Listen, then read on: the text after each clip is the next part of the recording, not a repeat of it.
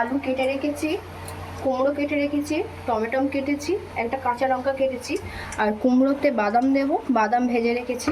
মশলা হলুদ গুঁড়ো, লঙ্কা গুঁড়ো, জিরে গুঁড়ো, নুন, আর এটা আছে গরম মশলার গুঁড়ো, আর আদা পরিমাণ মতো সব দিতে হবে। কি করে করছি খালি দেখো। এই যে প্রথমে পরিমাণ মতো তেল নিয়ে নিতে হবে, নিয়ে নিলাম।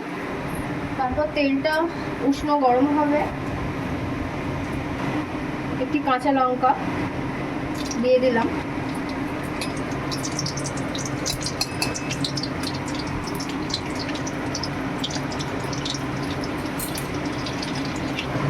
তারপরে দিলাম এই যে টমেটো,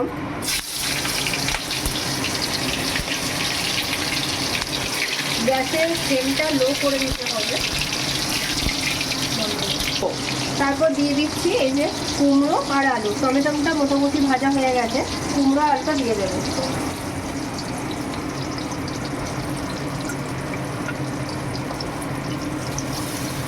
দিয়ে এই যে নেড়ে নিতে হবে।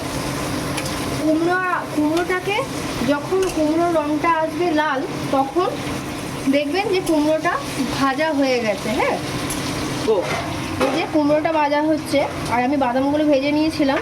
গোটা দিলে তো হবে না, এটাকে হাতে করে এই যে বাদাম ভেঙে নিচ্ছি, এরকম করে বাদামগুলো ভেঙে নিতে হবে। হ্যাঁ, এই যে কুমড়ো আর আলুটা আমার ভাজা হয়ে গেছে, দেখুন কুমড়োর মধ্যে এই যে লাল লাল বর্ণ এসে গেছে। এবার আমি এতে পরিমাণ মতো এই যে আদা বাটা দিয়ে দিচ্ছি, পরিমাণ মতো দেবেন। হ্যাঁ,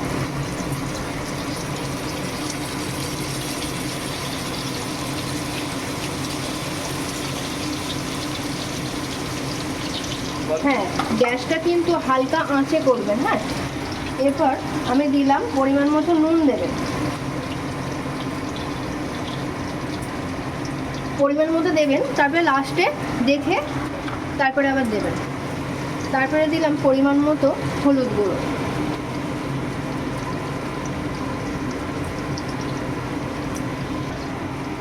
তারপরে দিলাম পরিমাণ মতো লঙ্কা গুঁড়ো। আমি একটা কাঁচা লঙ্কা দিয়েছিলাম, আপনি পরিমাণ মতো দেবেন। তারপরে দিলাম জিরে গুঁড়ো। আপনি আদার সাথে জিরে বাটতেও পারেন, বা জিরে যদি গোটা জিরে যদি না থাকে সেখানে আপনি গুঁড়ো জিরেও ইউজ করতে পারেন।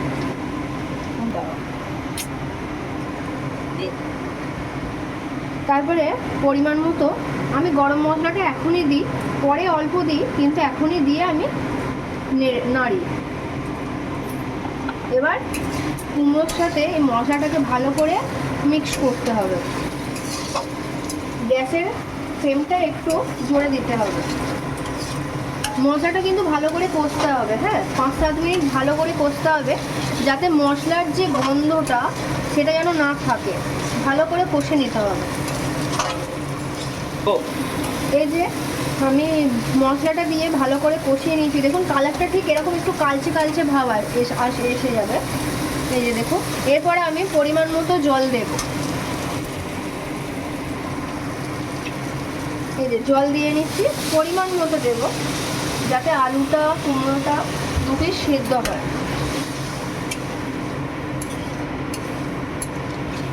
জলটা দিলাম, জলটা দেওয়ার পর পরিমাণ মতো আপনার যেরকম মিষ্টি মানে মনে হবে আপনি সেরকম চিনি দেবেন। আমি আমার পরিমাণ মতো এই যে চিনি দিয়ে নিচ্ছি, আপনি আপনার পরিমাণ মতো চিনি দেবেন।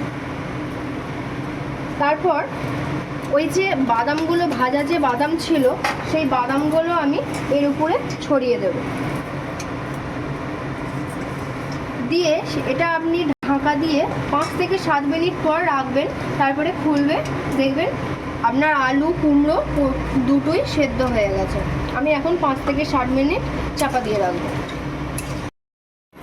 দেখুন ঢাকনাটা এমনভাবে খুললাম, এই যে দেখুন কুমড়োর তরকারিটা কি সুন্দর আমার কালার এসছে। এই যে আলু সেদ্ধ হয়েছে, কুমড়ো সেদ্ধ হয়ে গেছে, কত সুন্দর হয়েছে দেখুন। এটা রিভিউটা যখন খাওয়া হবে তখন রিভিউটা দেবো যে কীরকম কি হয়েছে নেক্সট পার্টে। টাটা।